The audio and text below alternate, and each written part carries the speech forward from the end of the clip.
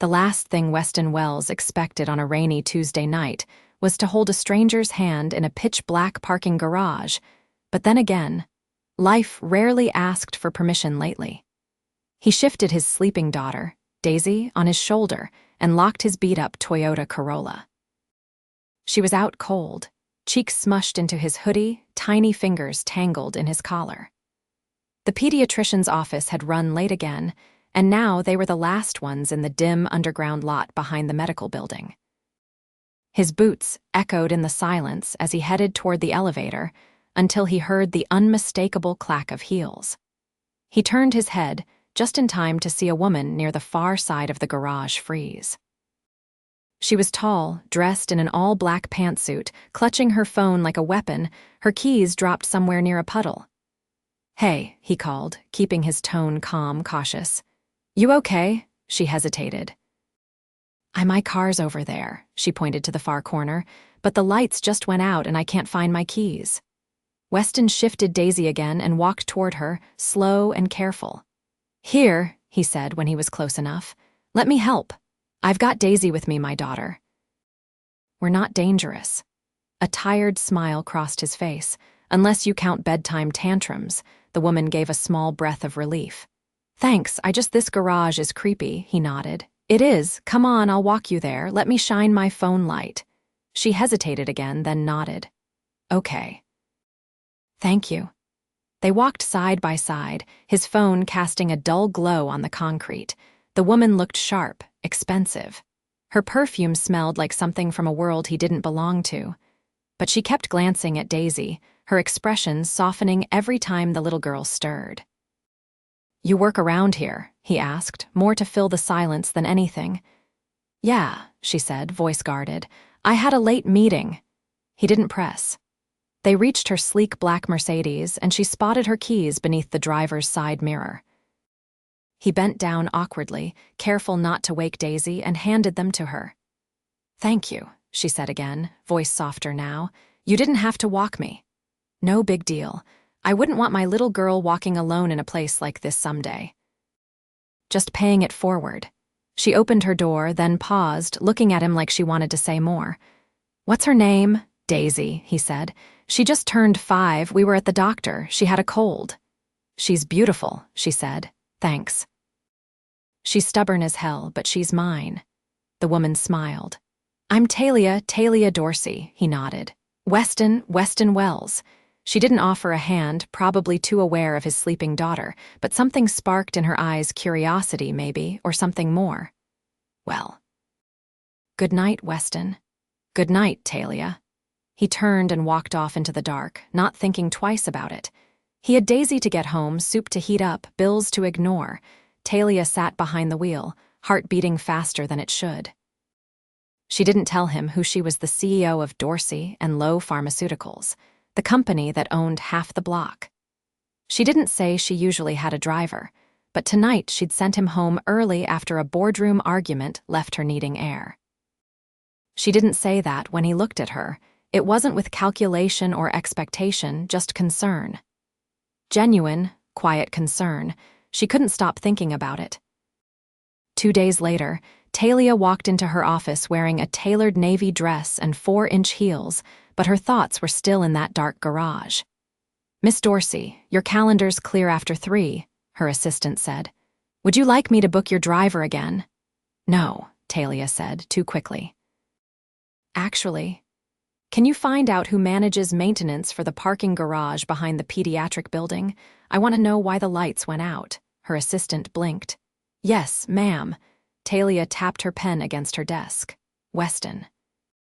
She hadn't stopped thinking about his tired eyes, the way he held Daisy like the world might fall if he didn't grip her tight enough. He looked like a man drowning, but still offering someone else a life raft. That night, she drove herself again. Weston was back in the same garage by 6:30 the following evening. He'd picked up Daisy from aftercare and was about to unlock his car when he heard a familiar voice behind him. "Weston?" He turned, surprised. "Talia." She walked toward him, heels clicking, coat draped over one arm. "Hey." "I didn't expect to see you again." He gave a small laugh. This place is kind of my second home. Pediatric appointments, pharmacy runs, you name it. She looked down at Daisy, who was awake this time, sucking on a juice box. Hey, Daisy, she said gently. Daisy blinked up at her. Hi, Talia smiled. You feeling better? Daisy nodded, then whispered, Daddy says juice is medicine. Weston groaned. Yeah, I might have bent the truth a little. Talia laughed. I like that. There was a pause. Then Weston asked, You okay? Lights still out.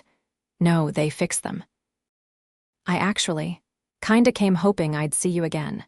Weston looked at her, startled. Oh, she shrugged, suddenly shy. You helped me. I didn't say thank you properly. You did. Not really. Before he could respond, Daisy tugged his sleeve. I'm hungry, Daddy. Weston sighed. We'll stop for drive-through. Talia glanced between them. Would you want to have dinner with me? I mean both of you. Weston blinked. Like dinner with you. Yeah, he looked at his daughter, then back at her. Honestly, I don't think I can afford wherever you're thinking. Her smile widened. My treat. Weston hesitated. Why? Because I want to. He didn't know what came over him, but he nodded. Okay. Talia smiled, radiant. There's a bistro 3 blocks away. They have good chicken fingers. Daisy lit up. I like chicken. Weston shook his head, stunned. All right then, lead the way. As they walked together down the garage ramp, Talia glanced at Weston, heart fluttering. She hadn't planned on falling for a man who smelled like motor oil and carried his daughter like she was treasure. But the way he looked at Daisy, the way he didn't flinch around power, she felt it. Something real, and Weston, he had no idea who Talia really was, but he was about to find out. The tablecloth was white linen, the water came in stemmed glasses, and Weston had never felt more out of place in his life.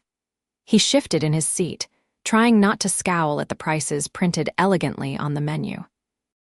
Daisy sat beside him on a cushioned booster seat, her legs swinging freely while she colored the kids' menu with a set of crayons the hostess had brought. Talia sat across from them, her elbows resting lightly on the table, watching him. I'm guessing you don't come here often, she said, her tone light but not teasing. Weston looked up, meeting her eyes. That obvious? She gave a small shrug. You held the menu like it might bite you. I'm used to laminated paper and greasy fingerprints. This place feels like a museum exhibit I'm not supposed to touch. You're touching it just fine. He gave a low laugh under his breath. We'll see if I survive the bill.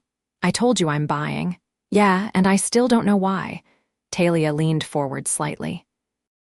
Because I wanted to spend time with you. Is that so hard to believe? He didn't answer right away.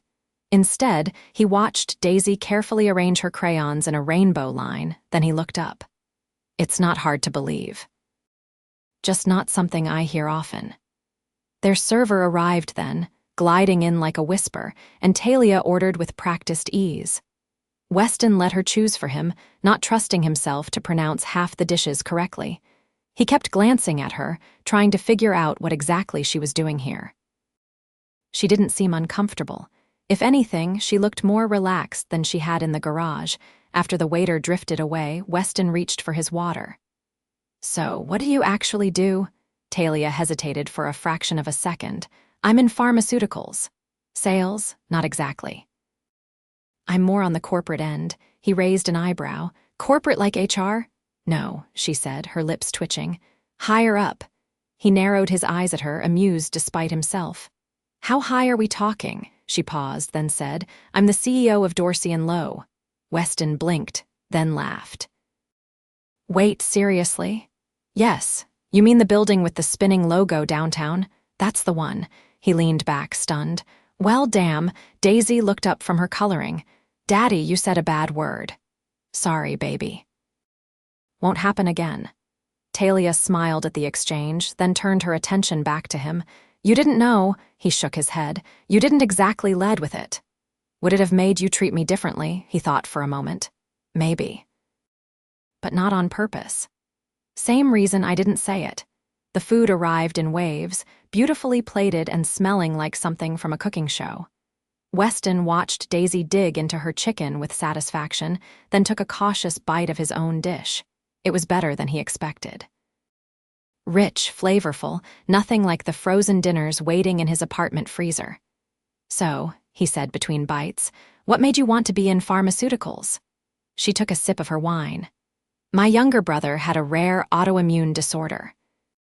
Growing up, I watched my parents fight insurance companies, doctors, even their own fear. I wanted to make sure no one else had to do that without someone at the top who gave a damn." Weston stared at her, surprised. "I didn't expect that. Most people don't. What happened to him?" "He passed away when he was 11. "I'm sorry." "Me too."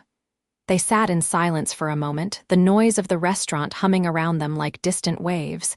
Then Daisy reached over and tugged Talia's sleeve. "Do you have any kids?" Talia shook her head. "No, I don't." "Why not?" Weston opened his mouth to intervene, but Talia answered first. "I haven't met the right person, or maybe I was too busy looking in the wrong places." Daisy considered this, then nodded solemnly. "You can share my daddy." Talia laughed, startled and delighted. "That's very generous of you," Weston groaned. "You're getting a cookie for that, aren't you?" Daisy grinned. "2." After dinner, Talia walked them to their car. The night air was cool, crisp, and the streetlights cast long shadows across the sidewalk. Daisy had fallen asleep in Weston's arms again, her head tucked against his neck. "Thank you," he said once they reached the car. "For dinner."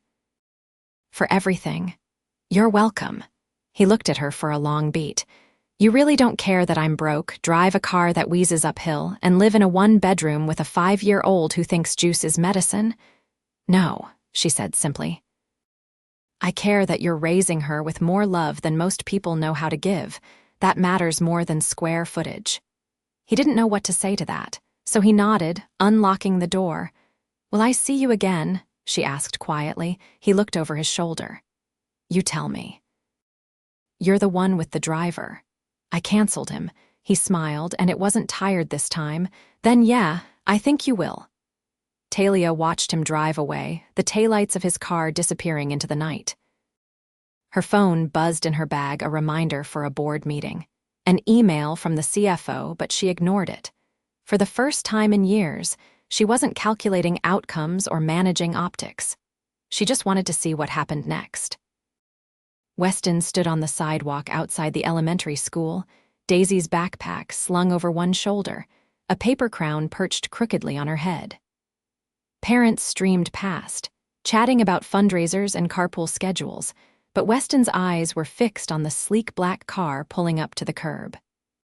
Talia stepped out, her coat belted tight against the wind, hair swept back from her face. She spotted them instantly and crossed the pavement with a quick stride. "You made it," Weston said, adjusting the strap on his shoulder. "I wasn't about to miss Daisy's showcase," she replied, glancing at the glitter-covered construction paper in his hand. "Is that her project?" He held it up. "A palace made from cereal boxes and popsicle sticks. She swears it's modeled after Buckingham." Daisy looked up at Talia. "The Queen lives there, but she doesn't have a trampoline." "That's a shame," Talia said, crouching down to eye level. "Every palace needs a trampoline." Weston shifted his weight. "They're doing a little presentation in the gym. Singing, I think, no guarantees about tone." Talia smiled. "Lead the way." Inside, folding chairs lined the walls of the multipurpose room. Weston found a spot near the back, settling Daisy between them, her crown askew and her smile wide. The lights dimmed, a teacher gave a quick introduction, and then the children began to sing. Weston watched Daisy sway off beat, clapping too early and laughing without a trace of self-consciousness. He glanced sideways. Talia's expression was soft, her hands folded in her lap, her focus entirely on the little girl in front of them. Afterwards, while Daisy ran to find her teacher, Weston leaned closer. "You didn't have to come to this, it's just a school thing." "I wanted to," she said, not looking away from the stage. "I've been to enough board meetings to know what a waste of time looks like." "This isn't one of them." He studied her for a moment. "You don't act like I expected a CEO to act." She turned to him, eyes steady. "And how's that? Cold, unreachable, like you'd need a 3-week appointment just to get a hello." "Do you want me to start acting that way?" He shook his head. No, I like this better. Daisy came skipping back, arms full of construction paper. Miss Simon said I can take my crown home, she announced, and then her expression turned serious. Can we get ice cream? It's 40 degrees outside, Weston said. Ice cream doesn't care, she argued. Talia laughed. She has a point. He sighed, defeated. Fine, but only one scoop. They ended up at a small corner shop with fogged windows and a bell over the door that jingled as they entered. Talia ordered a scoop of pistachio. Daisy picked bubblegum with rainbow sprinkles, and Weston went for plain vanilla. They sat at a small round table near the window, Daisy swinging her legs again while she licked her cone with the dedication of a child on a mission. Talia's phone buzzed on the table beside her, the screen lighting up with a name Weston didn't recognize. She glanced at it, then turned it face down without answering. "Everything okay?" he asked. She hesitated. "It's fine, just one of the board members." "They're wondering why I skipped the quarterly review." "You skipped a meeting for this." "I've sat through 30 of those. I've never seen Daisy pretend to lasso the moon in front of an entire gymnasium." He stared at her, the ice cream forgotten in his hand. "You really don't care what they think?" Her eyes met his. "I care more about what I think, and right now I think I'd rather be here." Daisy leaned toward Talia suddenly. "Do you have a dog?" "No," Talia said, smiling, "but I always wanted one." "We don't have one either," Daisy said. "Daddy says they're loud and expensive." Weston raised his hands. "Hey, I also said they were adorable, just not in the budget." Talia tilted her head. "What if someone else helped with the budget?" He blinked. "You offering to buy my kid a dog? I'm offering to go with you to a shelter." "If that's something you'd want." Daisy gasped so loudly the woman behind the counter turned around. "Really?" Weston asked, stunned. Talia nodded. "Really?" He leaned back in his chair, exhaling slowly. "You don't stop surprising me, do you?" She took a slow bite of her cone. "Is that a problem?" "No, it's just, I'm still trying to figure out why you're doing all this." Talia's gaze didn't waver. "Maybe I'm tired of rooms full of people who only talk about profits. Maybe I'm tired of being admired by people who don't actually see me. But mostly, maybe I'm here because I like the way Daisy looks at you and the way you look at her." He didn't respond right away. Then he said, "It's a lot, letting someone in." "I'm not asking you to hand over the keys," she said. "Just leave the door unlocked."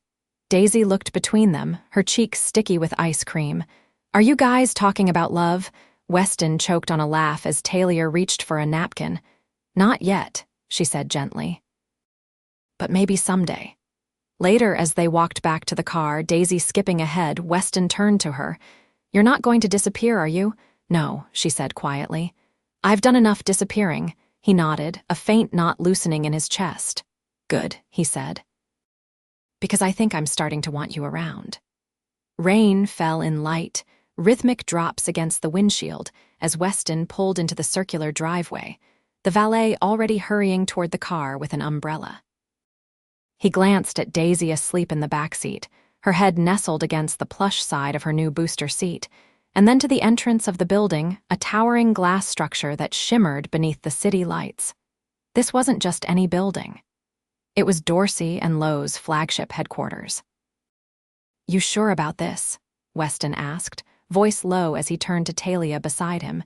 She reached over and gently brushed a crease from his collar. "You're not here to impress anyone, Weston. You're here because I want you with me." He exhaled slowly and nodded. Inside, the gala was already in full swing.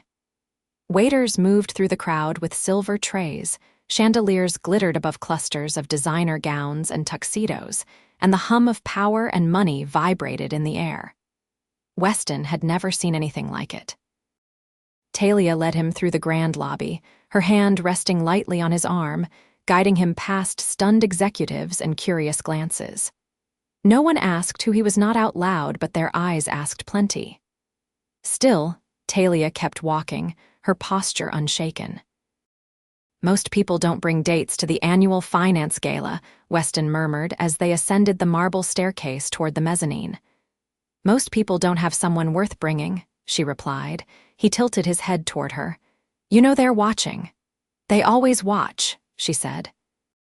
That's their problem. From the balcony, the view stretched across the entire city.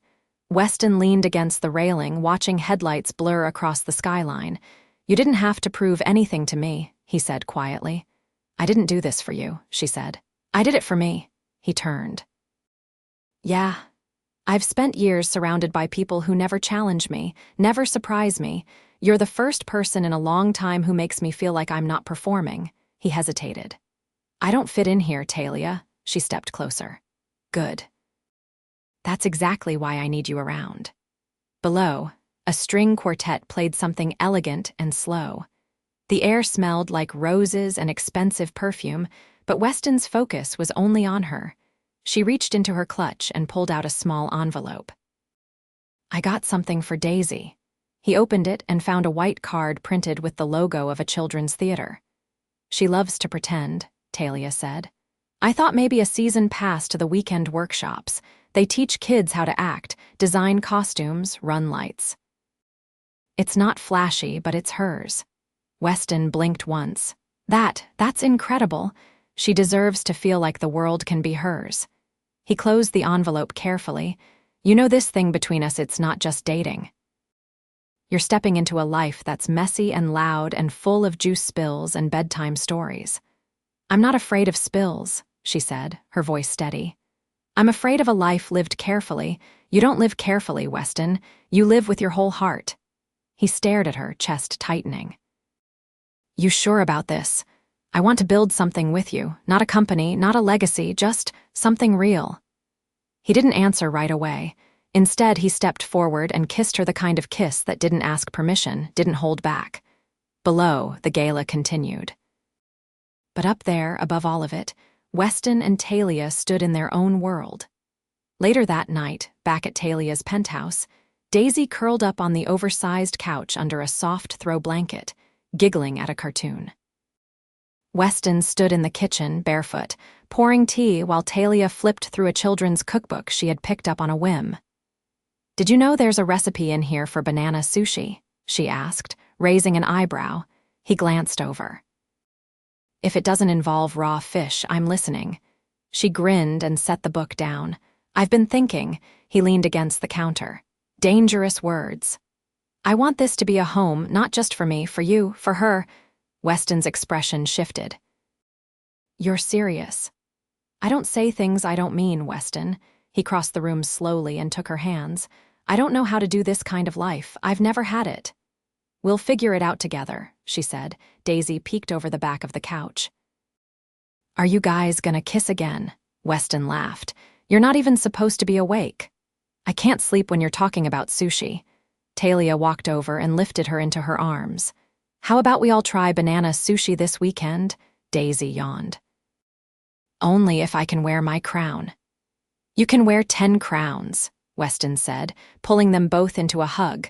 The windows stretched across the length of the room, revealing a panoramic view of the city skyline. The three of them stood together, impossibly unlikely, wonderfully real.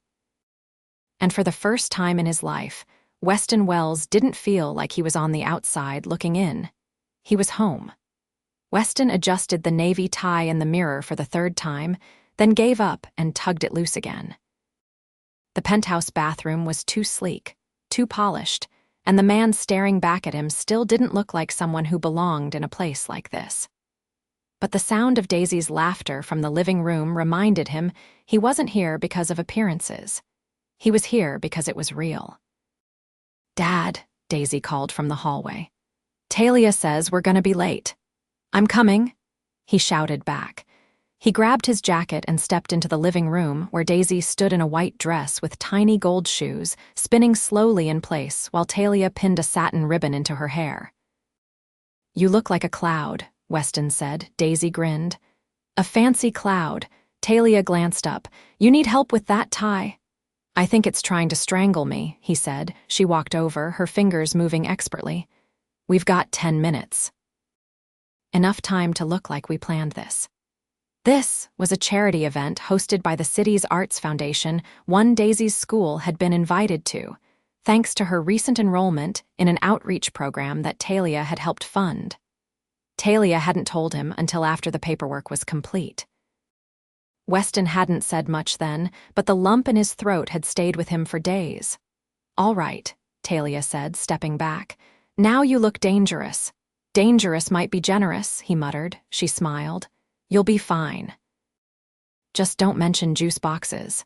At the event, Daisy was swept away by a group of kids her age, all wearing glittering costumes and paper crowns. Weston watched her disappear into the crowd with a mix of pride and panic. "She's got a chaperone," Talia said, slipping her hand into his. "One of the drama teachers. I made sure." He nodded, grateful. "It still hits me sometimes, how different everything is." They moved through the room together, surrounded by people in gowns and tuxedos, people who greeted Talia with polite nods and two smooth smiles. Weston recognized a few faces from television interviews, and one man stepped forward with a glass of champagne and a voice full of calculation. "Talia, we missed you at the investor summit last week." "I was busy with something that mattered more," she said, her tone cool. The man's gaze flicked to Weston. "And this is," she didn't hesitate, "the man I love." The man blinked, taken aback. Weston didn't say a word he didn't need to. Later that night, back in the penthouse, Daisy lay asleep down the hall, a new book clutched to her chest. Weston leaned against the patio door, watching the rain blur the city lights into watercolor streaks. Talia approached behind him, wrapping her arms around his waist. "You've stopped trying to escape every time someone brings up the word gala," she teased. "I'm getting used to it. Are you?" He turned to face her. "I'm getting used to you, that's what matters." She reached for something beside the couch, a small leather box. "I wasn't sure when the right time was, but I think it's now." He opened it slowly. Inside sat a key.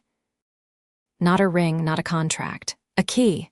I had a copy made," she said, "for the door, the one you used to keep metaphorically locked." He looked at her, quiet for a long moment. "You already have the key to everything that matters." "I know, but I want you to choose it." He closed the box and nodded. "I'm choosing it." She kissed him then, not urgently, but with the kind of certainty that came from knowing what it meant to have lost before and not wanting to lose again. Weeks passed, and the rhythm of their lives found something like balance. Weston started doing part-time work in nonprofit logistics, something Talia's foundation had connected him to, but only after he insisted on earning it himself. Daisy thrived in her drama workshops, and her drawings now included 3 figures instead of 2. One evening, Weston returned to the penthouse carrying a paper bag full of paint supplies. Talia stood barefoot in the living room, staring at a blank wall. "I thought we could let Daisy paint a mural," she said without turning. "Something she'll outgrow, but remember." He set the bag down. "What if she draws a dog with 6 heads? Then we name all of them." That night, as the 3 of them painted together, Daisy on a stool, Weston guiding her hand, and Talia filling in the sky, he realized something. This wasn't a life he'd stumbled into. It wasn't luck or accident.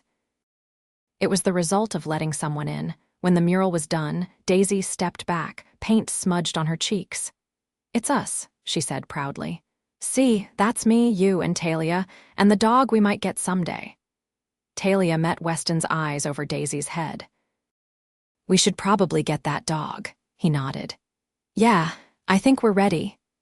Years later, on another rainy evening, Weston stood in the same parking garage where he'd first met Talia. The lights were brighter now, the concrete cleaner.